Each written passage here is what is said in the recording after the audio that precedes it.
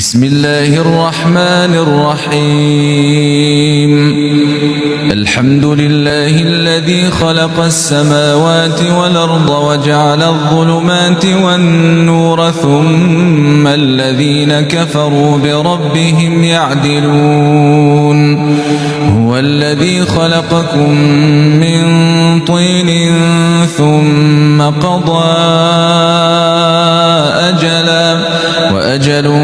مسمى عنده ثم أنتم تمترون وهو الله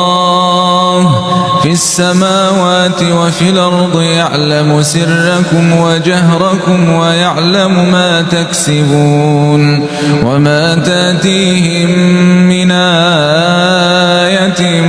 من آيات ربهم إلا كانوا عنها معرضين.